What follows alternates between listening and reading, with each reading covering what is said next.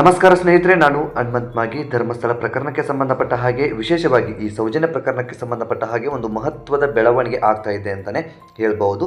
So ಈ ಒಂದು SIT ನೇಮಕ ಆದಂತಹ ಸಂದರ್ಭದಲ್ಲಿ ಸೌಜನ್ಯ ಪ್ರಕರಣಕ್ಕೂ ಜೊತೆಗೆ ಈ ಒಂದು ಬುರುಡೆ ಪ್ರಕರಣಕ್ಕೂ ಯಾವುದೇ ರೀತಿಯಾದಂಥ ಸಂಬಂಧವಿಲ್ಲ. ಇಲ್ಲಿ ಸೌಜನ್ಯ ಪ್ರಕರಣ ಯಾವುದೇ ರೀತಿಯಾಗಿ ತನಿಖೆ ಆಗೋದಿಲ್ಲ ಅಂತ ಅಂದುಕೊಂಡಿದ್ವಿ, ಅದೇ ರೀತಿ ಭಾವಿಸಿದ್ವಿ. ಜೊತೆಗೆ ಅದೇ ರೀತಿಯಾಗಿಯೇ ಇತ್ತು. ಈ ಚಿನ್ನಯ್ಯ ಅರೆಸ್ಟ್ ಆಗ್ತಾ ಇದ್ದಂತೆ ಈ ಒಂದು ಸೌಜನ್ಯ ಪ್ರಕರಣಕ್ಕೆ ಸಂಬಂಧಪಟ್ಟ ಹಾಗೆ ಒಂದಿಷ್ಟು ಮಾಹಿತಿಗಳು ಕೂಡ ಬೇರೆ ಬೇರೆ ರೀತಿಯಲ್ಲಿ ಪ್ರಸಾರವಾಗೋದಕ್ಕೆ ಪ್ರಾರಂಭವಾದವು. ಈ ಚಿನ್ನಯ್ಯ ಹೇಳತಕ್ಕಂಥ ಹೇಳಿಕೆಗಳು ಪ್ರಸಾರ ಆಗೋದಕ್ಕೆ ಪ್ರಾರಂಭಿಸಿದ್ದು. ಇದೆಲ್ಲವೂ ಕೂಡ ಆದ ಬಳಿಕ ಚಿನ್ನಯ್ಯ ಹೇಳಿರುವಂತಹ ಹೇಳಿಕೆಗಳನ್ನು ಗಮನದಲ್ಲಿ ಇಟ್ಟುಕೊಂಡು ಸೌಜನ್ಯ ಅವರ ತಾಯಿ SITಗೆ ದೂರನ್ನು ಕೂಡ ನೀಡಿದ್ರು. ಚಿನ್ನಯ್ಯ ಹೇಳಿರುವ ಪ್ರಕಾರ ಚಿನ್ನಯ್ಯ ಕೆಲವೊಂದಿಷ್ಟು ಜನರನ್ನ ಹೆಸರನ್ನ ಹೇಳಿದ್ದಾನೆ. ಚಿನ್ನಯ್ಯನಿಗೆ ನನ್ನ ಮಗಳ ಬಗ್ಗೆ ಗೊತ್ತಿದೆ, ನನ್ನ ಮಗಳು ಏನು ಅಪಹರಣ ಆಗಿತ್ತೋ ಅವಳ ಬಗ್ಗೆ ಸಂಪೂರ್ಣವಾದಂಥ ಮಾಹಿತಿ ಅವನಿಗೆ ಗೊತ್ತಿದೆ, ಅವನನ್ನು ತನಿಖೆ ಮಾಡಿ ಎಂಬ ಒಂದು ದೂರನ್ನು ಕೂಡ ಕೊಟ್ಟಿರ್ತಕ್ಕಂಥದ್ದು. ಆ ಒಂದು ದೂರಿನ ಆಧಾರದ ಮೇಲೆ ಈಗ ಸೌಜನ್ಯ ಪ್ರಕರಣವು ಕೂಡ ಮತ್ತೆ ಮುನ್ನೆಲೆಗೆ ಬಂದಿದೆ ಅಂತ ಹೇಳಿದ್ರು ಕೂಡ ತಪ್ಪಾಗಲಿಕ್ಕಿಲ್ಲ.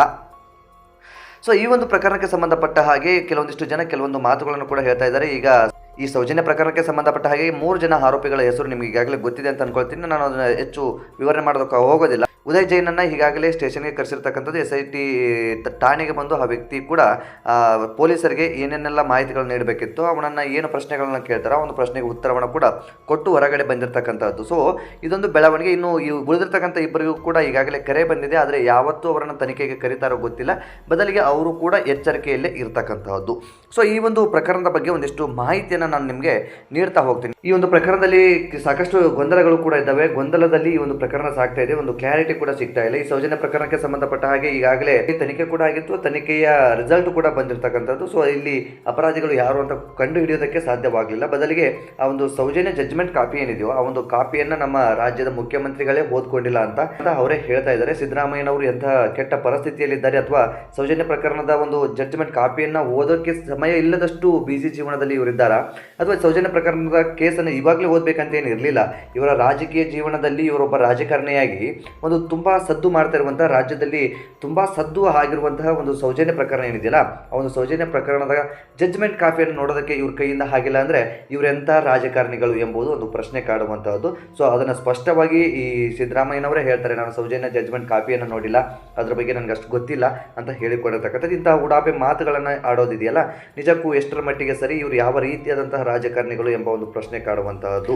ಇದೆಲ್ಲವೂ ಕೂಡ ಹೊರತುಪಡಿಸಿ ಈಗ ಮಾಸ್ಕ್ ಲೇಡಿ ಒಬ್ಬರು ಕೂಡ ಆಗಮಿಸಿರ್ತಕ್ಕಂಥದ್ದು. ಈ ಹಿಂದೆ ಅವರು ಮಾತನಾಡಿರ್ತಕ್ಕಂಥ ಒಂದು ವಾಯ್ಸ್ ಓವರ್ ರಿಲೀಸ್ ಆಗಿತ್ತು. ಅದಾದ ಬಳಿಕ ಈಗ ಅವರು ಮಾಸ್ಕ್ ಅನ್ನು ಹಾಕೊಂಡು ಅಥವಾ ಸೀರೆಯಲ್ಲಿ ಸೆರಗನ್ನು ಮುಚ್ಚಿಕೊಂಡು ಈಗ ಮಾಧ್ಯಮಗಳ ಮುಂದೆ ಕಾಣಿಸಿಕೊಳ್ತಾ ಇರುವಂತದ್ದು. ಅವರು ಕೂಡ ನಾನು ಸೌಜನ್ಯ ಅಪಹರಣ ಆಗುವಂತ ಸಂದರ್ಭದಲ್ಲಿ ನಾನು ಅಲ್ಲೇ ಇದ್ದೆ, ಅವಳನ್ನ ಎತ್ಕೊಂಡು ಹೋಗ್ತಾ ಇರುವಂತದ್ದನ್ನ ನಾನೇ ಗಮನಿಸಿದ್ದೀನಿ ಅಂತ ಕೆಲವೊಂದಷ್ಟು ಕಡೆ ಎಲ್ಲ ಹೇಳಿಕೊಂಡಿರ್ತಕ್ಕಂಥದ್ದು. ಅಂದ್ರೆ ಸೌಜನ್ಯ ಪ್ರಕರಣಕ್ಕೆ ಇದೊಂದು ಜೀವಂತ ಸಾಕ್ಷಿ ಅನ್ನೋ ರೀತಿಯಲ್ಲಿ ಈ ಮಹಿಳೆ ಬಂದಿರತಕ್ಕಂಥದ್ದು. ಇದಾದ ಬಳಿಕ ದಿನೇ ದಿನೇ ಒಂದೊಂದಿಷ್ಟು ಬೆಳವಣಿಗೆಗಳು ಕೂಡ ಪ್ರಾರಂಭವಾಗಿದ್ದು, ಆರಂಭದಲ್ಲಿ ಈ ಮಹಿಳೆ ಹೇಳ್ತಾ ಇರುವಂಥದ್ದು ಸತ್ಯವಿರಬಹುದು ಏನೋ ಅಂತ ಅನಿಸ್ತಾ ಇತ್ತು.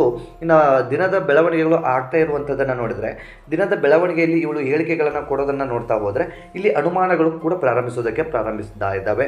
ಯಾಕೆ ಈ ಒಂದು ಮಾತನ್ನು ಹೇಳ್ತಾ ಇದ್ದೀನಿ ಅಂತಂದರೆ, ಈ ಕೆಲವೊಂದು ವಿಡಿಯೋದಲ್ಲಿ ಅಥವಾ ಕೆಲವೊಂದು ಮಾತುಗಳನ್ನು ಇವರು ಹೇಳ್ತಾರೆ. ಸುಜಾತ ಭಟ್ ಅವರು ನಾವು ಜೊತೆಗೆ ಇದ್ದವರು ಅಥವಾ ನಮಗೆ ಅವರು ಫ್ರೆಂಡ್ ಅನ್ನೋ ರೀತಿಯಲ್ಲಿ ಮಾತನ್ನು ಹೇಳ್ತಾರೆ. ಈಗಾಗಲೇ ನಿಮಗೆ ಸುಜಾತ ಭಟ್ ವಿಚಾರ ಗೊತ್ತಿದೆ, ಕೆಲವೊಂದಿಷ್ಟು ಗೊಂದಲದಲ್ಲಿ ಉಳಿದಿರ್ತಕ್ಕಂತಹದ್ದು. ಅನನ್ಯ ಭಟ್ ವಿಚಾರ ಈಗ ಪ್ರಶ್ನೆಯಾಗಿ ಉಳಿದಿರ್ತಕ್ಕಂಥದ್ದು.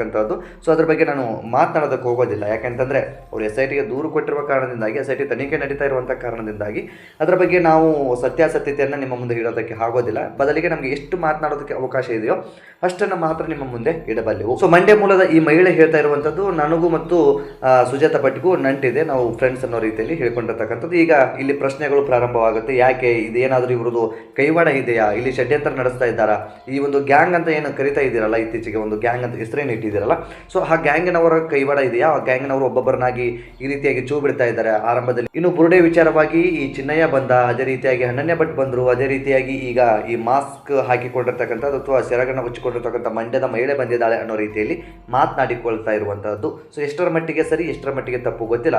ಸಾಕ್ಷಿ ಇದ್ದರೂ ಇರಬಹುದು, ಇಲ್ಲದೇನೆ ಇರಬಹುದು. ಇಲ್ಲಿ ಇವರೇ ಸಾಕ್ಷಿ ಅಂತ ನಾವು ಹೇಳೋದಕ್ಕೆ ಆಗೋದಿಲ್ಲ. ಬದಲಿಗೆ ತನಿಖೆ ಆಗಬೇಕು, ಸರಿಯೋ ತಪ್ಪೋ. ಇವರು ಪ್ರತ್ಯಕ್ಷ ಸಾಕ್ಷಿಯಾಗಿದ್ದರೆ ಖಂಡಿತವಾಗಿ ಸೊ ಸಾಕ್ಷಿಯನ್ನು ಕಂಡುಹಿಡಿಯೋದಕ್ಕೆ ಈಗಂತೂ ಸಾಕಷ್ಟು ತಂತ್ರಜ್ಞಾನ ಮುಂದೆ ಹೋಗಿದೆ, ಅದರ ಬಗ್ಗೆ ನಾವು ಹೆಚ್ಚು ಮಾತನಾಡೋದಕ್ಕೆ ಹೋಗೋದಿಲ್ಲ. ಸೊ ಇವರನ್ನು ಯಾವ ರೀತಿಯಾಗಿ ಬೇಕಾದರೂ ತನಿಖೆಗೆ ಒಳಪಡಿಸಿ ಸಾಕ್ಷಿಯನ್ನು ಪಡೆಯೋದಕ್ಕೆ ಅಥವಾ ಇವರು ಸುಳ್ಳ ಸತ್ಯನ ಇವರು ಷಡ್ಯಂತ್ರ ಮಾಡ್ತಾ ಇದ್ದಾರೆ ಎಲ್ಲವೂ ಕೂಡ ಹೊರಗೆ ಬರಬೇಕಾಗಿದೆ. ಸೊ ಅದನ್ನೆಲ್ಲರೂ ಕೂಡ ಕಾದು ನೋಡಬೇಕಾಗಿದೆ. ಹಾಗಂತ ಈ ಒಂದು ಬಂದಿರುವಂಥ ಮಹಿಳೆ ಸಾಕ್ಷಿ ಅಲ್ಲ ಅಂತಲೂ ಹೇಳೋದಕ್ಕಾಗೋದಿಲ್ಲ, ಬದಲಿಗೆ ಇವಳು ಸಾಕ್ಷಿನೇ ಅಂತ ಹೇಳೋದಕ್ಕೂ ಆಗೋದಿಲ್ಲ. ಬದಲಿಗೆ ಎರಡು ದಡದ ನಡುವೆ ಈ ಒಂದು ಪಯಣ ಈ ಒಂದು ಮಹಿಳೆಯದ್ದು ಇರ್ತಕ್ಕಂಥದ್ದು. ಇನ್ನು ಈ ಒಂದು ಸೌಜನ್ಯ ಪ್ರಕರಣಕ್ಕೆ ಸಂಬಂಧಪಟ್ಟ ಹಾಗೆ ಆರ್ ಅಶೋಕ್ ಅವರು ಕೂಡ ಒಂದಿಷ್ಟು ಮಾತುಗಳನ್ನು ಹೇಳ್ತಾ ಇರುವಂಥದ್ದು. 20 ವರ್ಷದಿಂದ ಆಗಿರ್ತಕ್ಕಂಥ ಕೇಸ್ ಅಂತೆ. ಬಹುಶಃ ಆರ್ ಅಶೋಕ್ ಒಬ್ಬರು ನಾಯಕರ ಅಥವಾ ನಾಲಾಯಕರ ಎಂಬ ಒಂದು ಪ್ರಶ್ನೆ ಕಾಡುವಂಥದ್ದು. ಯಾಕೆಂತಂದರೆ ಸೌಜನ್ಯ ಪ್ರಕರಣ ಆಗಿ 13 ವರ್ಷಗಳಾಯಿತು. 20 ವರ್ಷದ ಹಿಂದೆ ಹೋಗ್ತಾ ಇದ್ದಾರೆ. 20 ವರ್ಷದ ಹಿಂದೆ ಕಾಂಗ್ರೆಸ್ ಸರ್ಕಾರನೇ ಇತ್ತು, ಕಾಂಗ್ರೆಸ್ ಸರ್ಕಾರನೇ ಏನು ಮಾಡೋಕ್ಕಾಗಿಲ್ಲ. ಈಗ ಕಾಂಗ್ರೆಸ್ ಸರ್ಕಾರದವರು ಏನು ಮಾಡೋದಕ್ಕೆ ಸಾಧ್ಯ ಎಂಬ ಒಂದು ಉಡಾಪೆ ಮಾತುಗಳನ್ನು ಹೇಳ್ತಾ ಇದ್ದಾರೆ.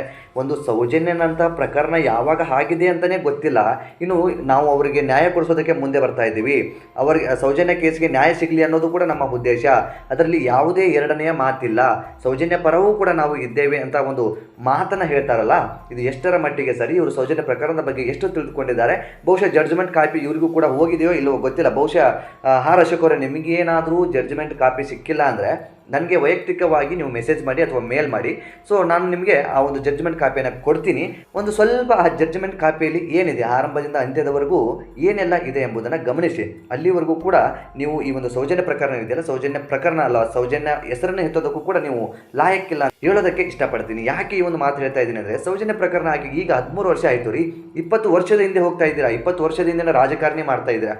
ಇಂತಹ ಪ್ರಕರಣದಲ್ಲೂ ಕೂಡ ರಾಜಕೀಯ ಹೆಸರುಗಳು ಬೇಕಾ ಅಥವಾ ರಾಜಕೀಯ ಬೇಕಾ ಎಂಬ ಒಂದು ಪ್ರಶ್ನೆ ಕಾಡುವಂತಹದ್ದು.